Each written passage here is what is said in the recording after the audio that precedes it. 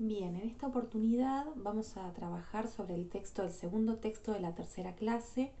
El texto de Kalman se llama El acceso a la cultura escrita, la participación social y la apropiación de conocimientos en eventos cotidianos de lectura y escritura. ¿Por qué propongo estos dos textos para la clase que trabajamos el ejemplo paradigmático de la escritura? Porque me parece que el texto de Vaquero lo que hace es relacionar lo que veníamos trabajando con el tema de los procesos psicológicos superiores avanzados y decir la escritura es un ejemplo de esto. Y en este caso particular me parece interesante que ustedes puedan tener acceso a esta bibliografía. El motivo por el cual la utilizo en este área es porque permite explicar o dar a conocer el motivo por el cual hacemos tanto hincapié en la cuestión social para aprender herramientas como lo es la escritura, ¿no? Ya habíamos dicho el por qué, es un caso paradigmático, un ejemplo paradigmático, porque cumple con los tres requisitos de los avanzados, que son la interacción social en un contexto específico, el instrumento mediador es más descontextualizado, sabemos que es por la doble abstracción de los componentes fásicos y que no está el interlocutor, y a su vez requiere mayor conciencia y voluntad, o sea, mayor atención y voluntad de parte del sujeto. Esto haría referencia más a la cuestión más interna de la persona, sin dejar de ver la cuestión social. Y el texto de Kalman lo que hace es justamente hacer hincapié en la cuestión social. Y para eso usa tres conceptos que me parece fundamental que extraigan en esta oportunidad, que son el concepto de eh, disponibilidad, acceso y participación. Son tres instancias que en algún momento nosotros lo hemos mencionado para hacer referencia a por qué los avanzados pueden quedar truncos o porque son contingentes, usamos en el texto anterior, y hace referencia a esto para que el proceso psicológico superior avanzado que se desencadena cuando aprendemos a escribir o a leer, para que se llegue a eso, se requiere de una serie de pasos, habíamos dicho, ¿sí? Primero, bueno, en esta oportunidad nos encontramos con cuáles son esas condiciones, ¿no? Hay una condición en primer lugar que es la disponibilidad, que es una condición material. ¿Qué quiere decir?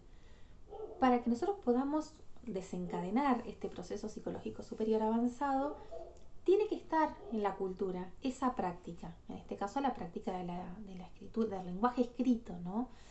Hay sociedades que son ágrafas, o sea que no poseen escritura. La nuestra sí, nosotros poseemos el lenguaje escrito y lo utilizamos para leer y escribir, obviamente. Entonces, la disponibilidad está. Nosotros salimos de casa y vemos carteles, vemos puestos de revistas, vemos bibliotecas, vemos librerías.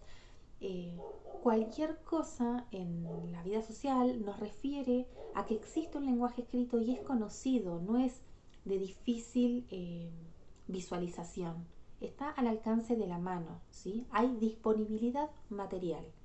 Entonces la disponibilidad es un aspecto material. Ahora bien, con solo existir esa condición, una persona no aprende a leer y escribir, no adquiere esa capacidad cognitiva que hace referencia a un proceso psicológico superior avanzado. ¿Qué se necesita para aprender a manejar la técnica la técnica no, perdón, para aprender a manejar este tipo de lenguaje? Bien, sabemos bien que sí o sí se necesita de un otro, la interacción social, ya habíamos dicho. Entonces, no solamente es necesaria la disponibilidad material, sino que también la condición social. Entonces estamos hablando de acceso, la posibilidad de acceder a prácticas en un contexto, ¿no? De dos o más personas que trabajen sobre esa herramienta es una condición social. Entonces, la disponibilidad es una condición material y el acceso es una condición social. Ahora bien, ya tenemos las características o los materiales escritos. Dijimos entonces que el sujeto no por eso aprende a leer y escribir. Dijimos después que existe un acceso, que es una condición social. Si la persona está sentada en un aula en donde se está trabajando sobre y con el lenguaje escrito, eh, puede ser que tampoco la persona adquiera la capacidad de utilizar este sistema de representación a través del lenguaje escrito. Entonces, no solamente con la condición material y la condición social se desencadenan estos procesos. Para llegar a eso es necesario entonces, y por último, que la persona participe activamente. Entonces, tenemos con eso el tercer concepto, que es el concepto de participación. Es una condición psicológica. No estoy diciendo nada nuevo con esto cuando hablo de zona de desarrollo próxima, si bien no está en el texto, aparece en cuestiones muy en su significado. Estamos hablando entonces de una condición psicológica que en interacción con otros se vuelve un desarrollo subjetivo para la persona. Fíjense cómo, sin utilizar los conceptos de capacidad real y potencial, interacción, internalización o apropiación participativa, estoy diciendo en este texto la importancia de los intereses, de la capacidad cognitiva, la atención, la voluntad del sujeto puesta en una interacción social, y que el otro me aporta información, me aporta una guía, yo voy a adquirir el conocimiento, o voy a desencadenar y desprender y adquirir un proceso psicológico superior avanzado. Entonces, una vez conceptualizadas estas tres ideas, estos tres conceptos, que son disponibilidad, acceso y participación, hay un concepto que me parece maravilloso y no quiero que dejemos de leerlo y releerlo e interpretarlo como tal. Bakhtin en la página 43, no, en la página 43 no, en la página 45 habla sobre la naturaleza dialógica del pensamiento. Y con esto está queriendo decir que el lenguaje o el pensamiento yace en la frontera, creo que lo dice con estas palabras, yace en la frontera entre el sujeto y los otros sociales. De hecho, llega al punto de decir que los pensamientos y los conocimientos no le pertenecen nunca a uno, sino que son sacados del medio social y apropiados, interiorizados con sellos personales. Bueno, lo que está pasando en esta clase o en cualquier otra clase o cualquier diálogo que tenemos o cualquier lectura de un material son herramientas que uno como sujeto individual las toma del otro social, pero cuando se las apropia las incorpora a sus estructuras cognitivas. ¿Qué quiere decir?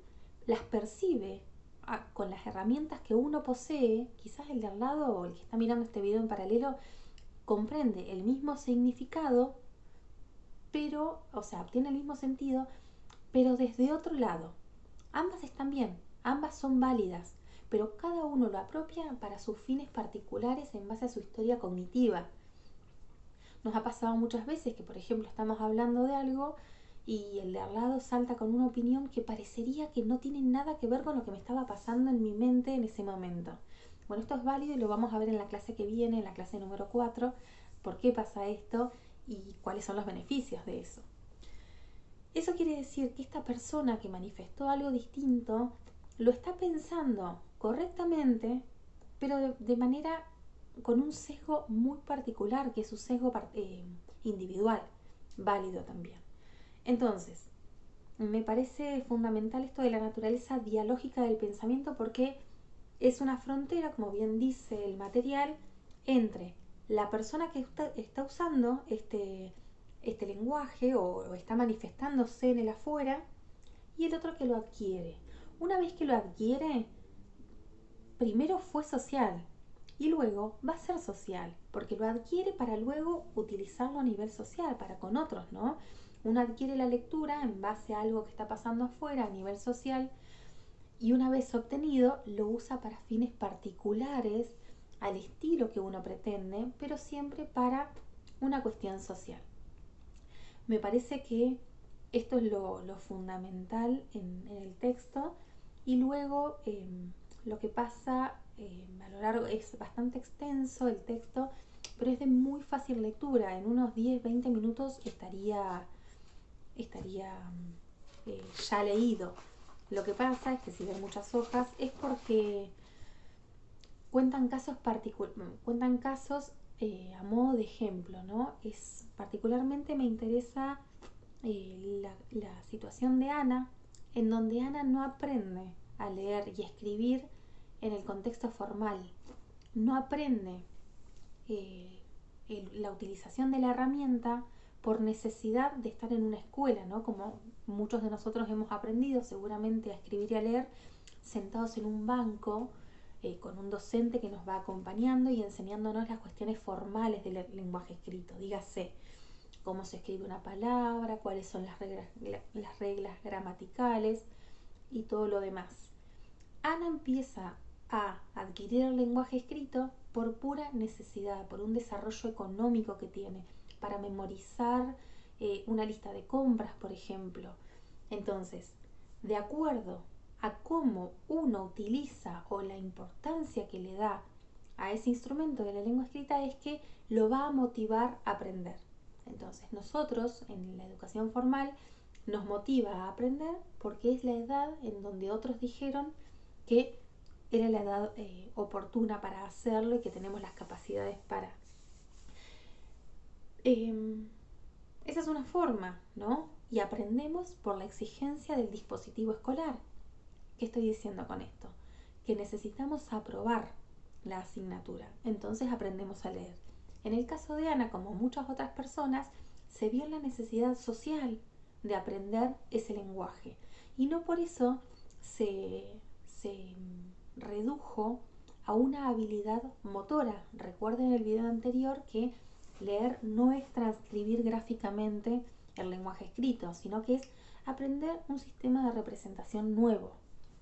Entonces, con el ejemplo de Ana, que son varias páginas, pero es de muy fácil lectura, podemos ver cómo al momento en que aprendemos este instrumento, lo aprendemos de acuerdo a la motivación, de acuerdo a las características del contexto social, ¿sí? Esto es muy importante, me parece que acá está el fuerte de algo que venimos manifestando hace un tiempo, pero que no hacemos hincapié. La manera en que tenemos de aprender, no aprendemos el instrumento por sí solo y de la nada. Cuando aprendemos, cuando interiorizamos ese nuevo objeto de estudio, lo hacemos teniendo en cuenta y siendo impregnado este objeto por las relaciones sociales que se llevan adelante, ¿sí? ¿Qué estamos diciendo? Que no es lo mismo, por ejemplo, que ustedes estén sentados en un aula y yo parado enfrente del pizarrón caminando a lo largo de entre los bancos, que haciendo un video tan frío y tan distante, ¿no?